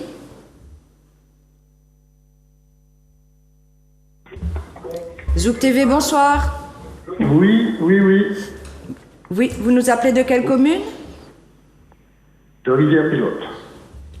Nous sommes descendus dans le sud. On revient dans le sud. On vous écoute. Oui, alors, bon, c'est dommage. J'ai beaucoup tenté, j'ai attendu et puis... Eh bien, pendant où la poigne? Au moment où je dois passer, la question a déjà pratiquement été traitée au niveau des institutions, des instances représentatives du personnel. Très bien. Ouais, bon, tu as posé la question. Oui. Mais bon, l'avocat, il a répondu. Il a déjà répondu, mais ça montre aussi que ce monsieur qui joue au chantage à l'emploi, c'est un, excuse-moi du terme, mais c'est un voyou à col blanc s'il ne respecte pas la réglementation en matière du travail. Tout à fait. Il y a des institutions telles que la DIC, l'inspection du travail, ou ni le MEDEF qui a parlé du dialogue social tous les jours, mais tenu de quoi, ben, elle a pété là. Et nous pas même seuls, jusqu'à côté ça qui est arrivé. Donc, moi j'ai trouvé ça déplorable, que n'y a le moment, parce que sur les autres médias, il faut entendre ce qui se dit, et c'est déplorable, mais heureusement que je suis là pour te dire la vérité, et que Tibolom Tibolom c'est pas péjoratif, hein, parce qu'il s'est pété Ishmael, il est très courageux, je ça pour moi, et puis il faut tout le monde aller la guérande des domiciles. C'est ça. Parce qu'il y a fait l'eau, et puis ce moment-là, il y a peut-être fait main, il y a monter en structure là même, eh ben, c'est un bon moment pour rapprocher d'une organisation syndicale, mais plusieurs pays, pour organiser Koyo, puis faire Koyo respecter. Très bien. Eh bien, il y a ça, vous suivre la question syndicale de très près, nous remercions en pile. Oui, et moi, je l'ai ajouté. Oui. Même dire tout à l'heure, concernant la libération de la parole, oui. Existe en Martinique. Oui. Effectivement, nous avons constaté ça. Mais il faut ce moment-là qui a vu une Martinique, il faut faire attention. Dans ça qui t'a passé en Canakin, ce moment, peut-être qu'il y a sorti au Nizel. Mais Nizel, il peut casser vite. Hein. Et puis nous aussi qui avons soutenu, il faut nous faire attention, il faut nous préparer comme nous. C'est ça. Parce que nous parlons de en politique en pays. Ce qui peut arriver, il y a toute attitude. Donc, il y a dit nous avons fait la loi, nous avons essayé, la justice qui en bas, nous avons dit le contraire, mais si ça va juste, nous sommes obligés de réagir. Donc, il faut ce moment-là, quand venir Martinique, là, les Martinique, savent qu'il y a un pays qui n'est pas compris. Donc là, on va parler bien. Mais camarades, mon bel bonsoir, nous carim messieurs, et puis savent bien que nous sommes toujours là pour nous rappeler ça. Ensemble. Zouk TV, bonsoir, ce sera le dernier appel. Zouk TV, oui, allô? Allô, bonsoir. Oui, bonsoir. Bonsoir. C'est Marthe. Bonsoir, Marthe. C'est à moi. Comment vas-tu? Mon bien, capitaine. Ah. C'est beau pour les enfants. Bonsoir. Non, c'est des folie, mon ami. Madame Capalé, bon là, il fait des décisions de faire personnalité. On a du mal à t'entendre. Alors, mais. C'est la dame dont il parlait. Bâtonnier, merci un peu. Bon. Alors, pourquoi dire ça? Alors, nous gagnons en minute.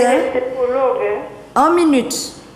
Bon, Pour dire une chose tombée, il faut faire Il faut. ça fait moi samedi après-midi à 3h.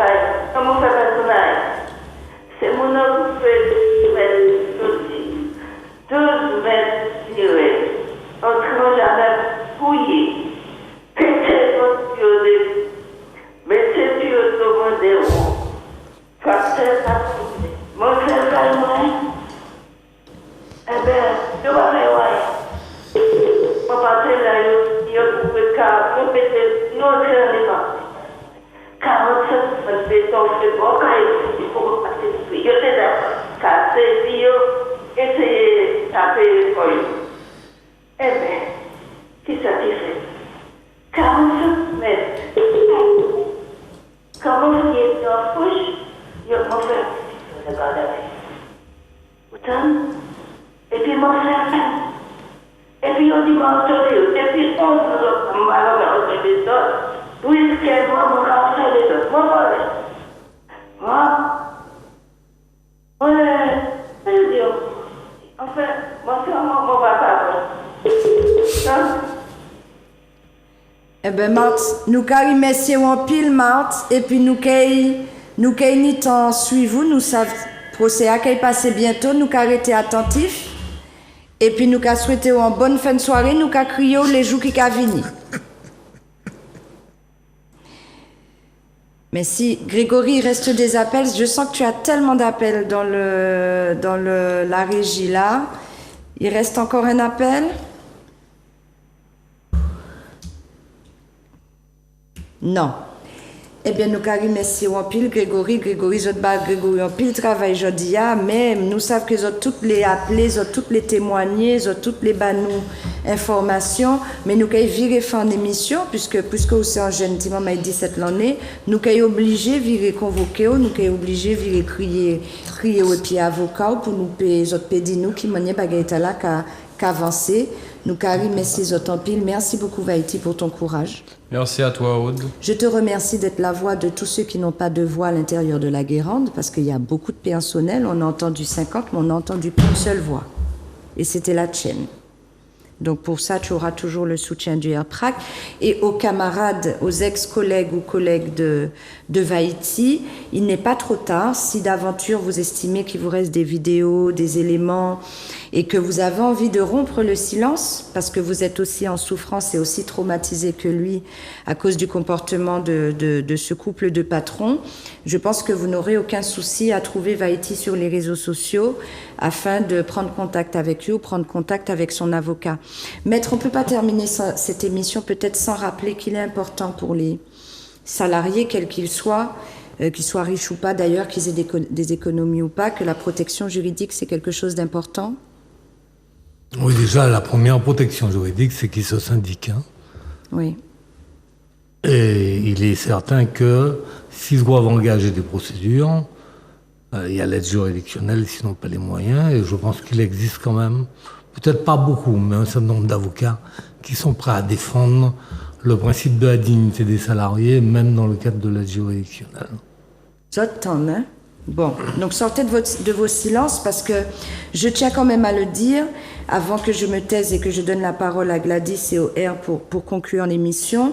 C'est très important que je vous en parle parce que je vais vous citer un de plusieurs témoignages d'ex-salariés ou salariés de la Guérande qui ont comme premier souci de sortir de l'anonymat. Ils veulent rester dans l'anonymat. Donc j'ai été contactée lundi à 7h du matin par une personne qui me dit « Cela fait déjà plus de 2 ans que je ne travaille plus là-bas, à la Guérande. Je n'ai gardé aucune photo ni autre témoignage. Ok, c'est vrai. Mais je veux rester dans l'anonymat car, comme vous devez le savoir, ces gens-là ont les bras très longs et ils peuvent nous faire avoir de gros problèmes. » Je lui réponds, le souci c'est que si vous restez dans l'anonymat, ça nous expose, nous, les personnes qui voulons vous défendre, de faire parler n'importe qui ou n'importe quoi. Et elle me répond, vous savez, quand moi j'y travaillais, j'ai contacté la DIT pour dénoncer les conditions de travail ainsi que le manque d'hygiène, mais ils ne se sont jamais déplacés. Je lui réponds, bon, je comprends. Elle me répond, il y avait moi et une seule autre noire qui travaillait aux Trois-Îlets en ce temps-là. Le chef Samuel nous faisait nettoyer les plinthes du restaurant en se mettant au sol. Pour le faire, et ça, nous devions le faire devant les clients. Parfois, les gens rentraient et ils nous disaient « Courage les filles ». Et après, une jeune fille qui est arrivée, elle était blanche, jamais on ne lui a demandé de laver les plinthes ni de frotter les murs. Écoutez bien, monsieur et madame Deslandes. Les tâches ingrates, ça a toujours été pour les Noirs aux Trois-Îlets.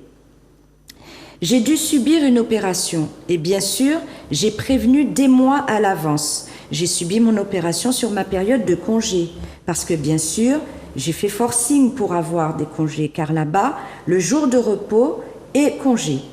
Ça n'existe pas à part le jour de fermeture. Quand je suis sortie de l'hôpital, j'ai reçu un courrier de leur part me disant que, en gros, il y avait beaucoup de clients et qu'ils ont besoin de personnel, donc ils étaient obligés de se séparer de moi. J'ai appelé la patronne car on ne peut pas virer quelqu'un comme ça, en fait. Elle m'a dit que je peux faire ce que je veux, je n'aurai jamais raison devant un chef d'entreprise avec autant de renommée. J'ai abandonné car de mes propres yeux, j'ai vu qu'ils ont plein d'amis haut placés, à l'ARS, à la CTM, à la DITS, etc. Voici l'un des témoignages parmi tant d'autres que je reçois. Donc, affaire à suivre. Gladys, un petit bilan rapide et puis on va parler de l'actualité rapide du AirTrack pour les jours à venir. Alors, en conclusion de tout ce qu'on a entendu, je voudrais juste rappeler que tous les combats que nous avons menés jusqu'à maintenant avaient pour but de bien faire comprendre à tout le monde que notre humanité n'est pas négociable et que nous n'allons pas tergiverser avec le respect.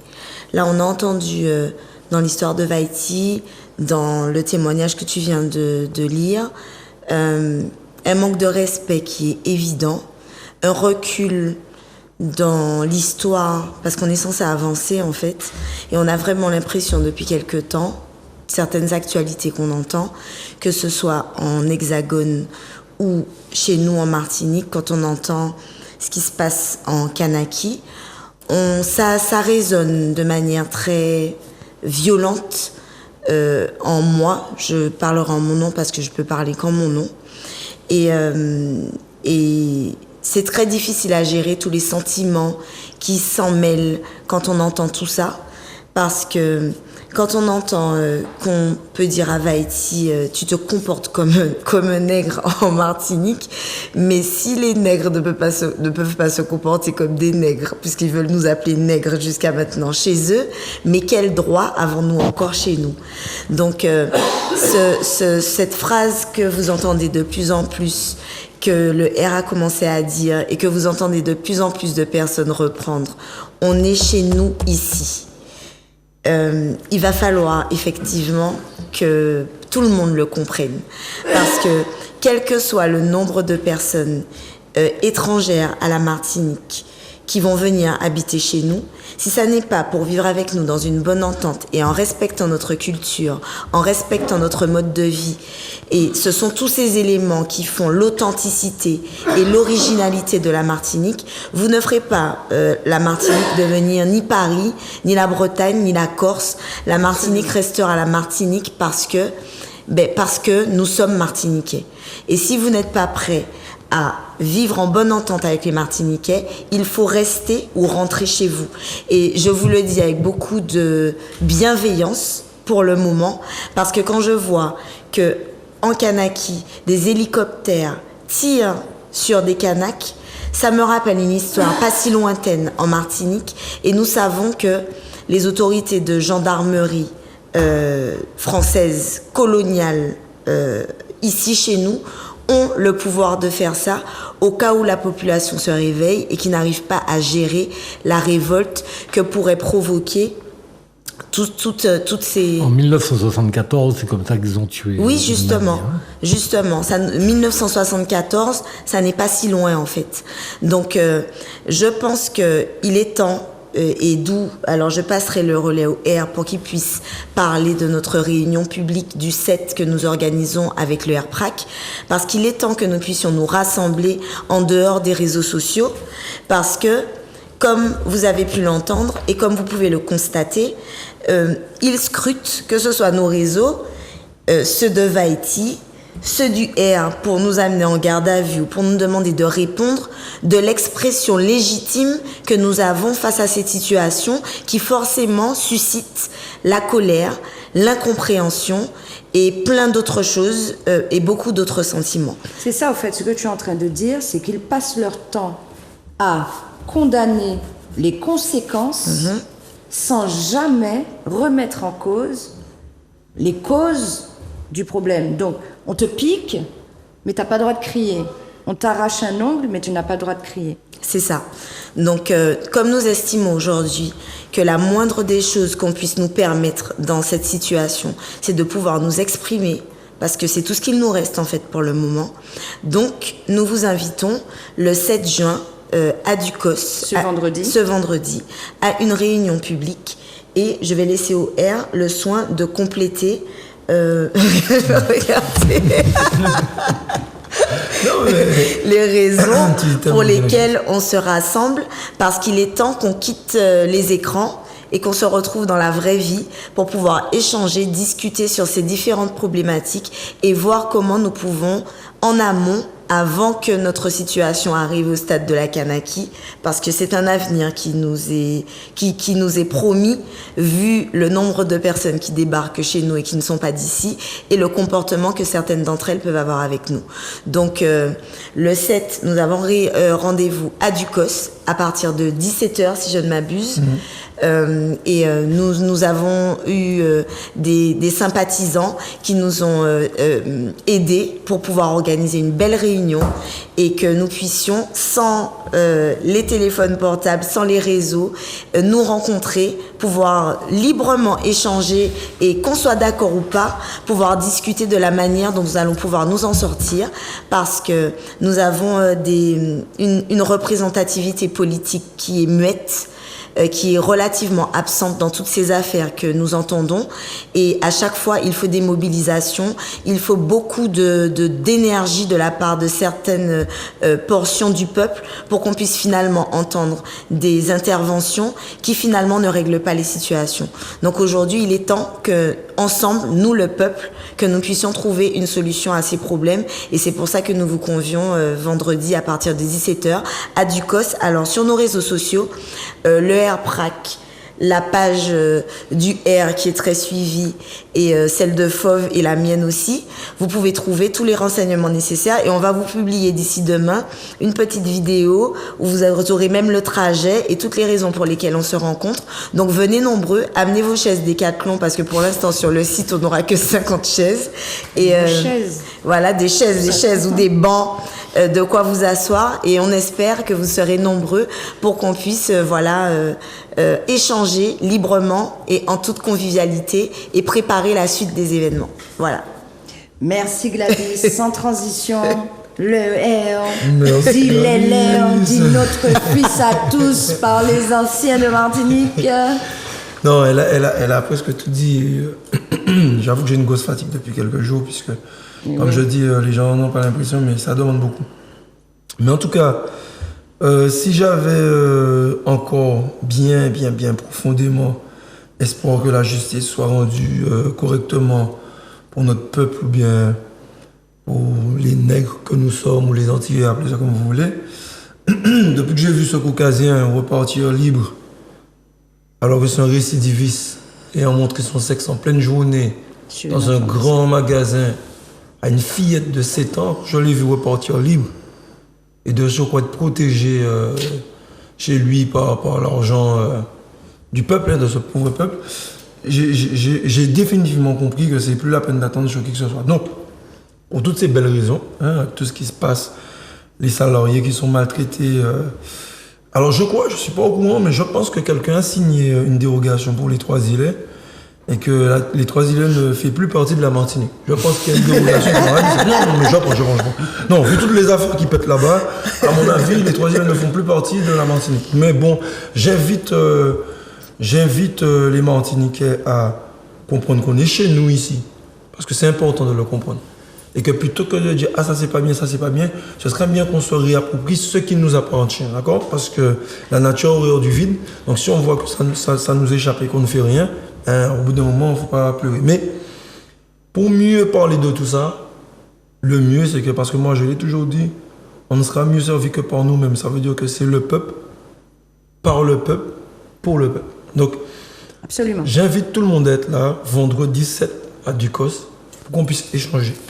Dans un moment convivial, parce que c'est pas un meeting politique qu'il a, dans un moment convivial, et vous pourrez échanger avec nous aussi, parce que vous n'êtes peut-être pas forcément d'accord avec nos méthodes. Vous pouvez être d'accord sur le fond, mais pas sur la méthode. Et la meilleure façon de nous le dire, c'est de venir en face et d'échanger avec nous, parce que le travail qu'on fait, on le fait pour le peuple. Donc si on le fait pour le peuple, on ne peut pas le faire sans le peuple. On a besoin de votre avis, on a besoin de votre ressenti, et puis de ce que vous voyez, comment vous le voyez, comment vous le percevez. Donc, il faut que vous soyez là, c'est très important à partir de 17h. Et puis, on va échanger, on va se découvrir, on va parler. Alors, on a convié tout le monde, sauf Francis Carole, je ne l'ai pas convié parce que... non, je ne l'ai pas convié. Les gendarmes aussi? Oui, les gendarmes, le procureur aussi, le préfet. Voilà, donc ils sont conviés, tout le monde est convié. Voilà, il y en a qui sont punis, ils ne seront pas conviés. Mais j'invite tout le monde sincèrement à venir parce que c'est très très très important. C'est le moment pour nous de nous prendre en main nous-mêmes. On a compris qu'on peut attendre sur personne. On a compris, nous l'ont démontré. Et si on insiste plus à vouloir que les gens fassent pour nous, eh ben, c'est pas les gens le problème au final, c'est nous. C'est ça. Donc aujourd'hui, il faut qu'on arrête de se comporter comme des gens malades qui cherchent à tout prix une solution là où il n'y en a pas. La solution de nous-mêmes, c'est nous-mêmes. Il faut qu'on se prenne en main, il faut qu'on impose notre respect. Ça, c'est pas un truc qui se demande, qui se mendie. Il faut qu'on impose notre respect et qu'on se réapproprie notre chez nous. C'est pas tout de chanter Martinique, c'est à nous. C'est pas à nous, puisque n'est pas qu'à faire pour qu'il y ait à nous. Mais par contre, une chose qui est sûre, c'est qu'on est chez nous ici. Oui. Donc ça, on va développer ça vendredi. On est où ici? On est chez nous ici. Chez nous ici. On est où? On est chez nous ici. Bon, c'est important de le comprendre. Donc, très bien. J'invite tout le monde à venir et puis un spécial respect à Vaïti parce que franchement j'aurais aimé, à ton âge j'étais téméraire mais je ne sais pas si j'aurais pu affronter tout ça parce que je le redis, en dénonçant ce que tu as dénoncé, vu la mauvaise foi de ceux que tu as dénoncés, ils se sont amusés à dire que c'est un petit blanc qui veut détruire des blancs, donc tu as eu à affronter des blancs qui ne sont pas d'accord de ce que tu fais et des noirs qui se disent qu'un blanc n'a pas parlé. Et franchement, un grand respect à toi parce que tu n'as jamais frémi dans tout ça. Et je ne sais pas si à ton âge j'aurais eu autant de courage. En tout cas, j'ose espérer que ce n'est pas que toi, c'est toute la génération, ta génération qui arrive, qui sera aussi déterminée. Parce que s'ils sont aussi déterminés que toi, on a encore de belles choses à voir venir. Alors j'ai un grand respect pour Vaïti pour ça. Merci. On espère que tous les jeunes vont suivre mon chemin. Parce si, que ils vont le faire. Il va falloir, hein. On n'a pas le choix, il faut. Parce que c'est la jeunesse qui va reprendre le pays en main. J'ai oublié une chose, pardon. J'ai oublié de donner le numéro. Non. Oui. Le numéro pour nous joindre, ceux qui veulent s'inscrire, dire on sera là, ceux qui veulent participer aussi financièrement. Donc c'est 92 48 50. C'est le numéro du Prague. On est joignable que sur WhatsApp. On s'est dit qu'avec les appels simples, ça va être compliqué. Que sur WhatsApp, même un message, vous nous dites bon, c'est un tel, je veux participer, voilà, je veux aider. C'est le numéro, donc c'est le 92 48 50. Et comme j'ai dit, c'est vendredi, on a choisi un vendredi pour ne pas tuer le week-end de tout le monde. Et puis il y aura du tambour, hein. Il y aura du tambour, il y aura de la musique. Nous, un DJ, nous, un tambour. Donc c'est vendredi 7, ce vendredi, à partir de 17h, zone du bac à Ducos. Et sur nos réseaux, vous verrez un petit peu plus en détail. Très bien. Merci beaucoup. Je rappelle que Assist Care Service recrute des aides ménagères et des aides à domicile. Vous les contactez au 06 96 11 76 08. Assist Care Service recherche des aides ménagères et des aides à domicile. Vous la contactez au 06 96 11 76 08. Vaïti, tu as 2 minutes pour saluer le peuple martiniquais et qui tu veux. Ah ben tout le monde, merci à tout le monde. Quand je suis sorti de la gendarmerie, soulagé, et que je vois autant de Martiniquais être présents, même le jour de la mobilisation avec le R, ce week-end-là, quand j'ai vu qu'il y avait énormément de monde, vraiment, c'est un soulagement. Oui. Tu peux aussi remercier la personne avec qui tu as initié le combat. Hein. Oui, avec M. Bérisson, quand j'ai commencé le combat. Merci encore à lui. Aux personnes qui m'ont fait prendre contact avec M. Bérisson.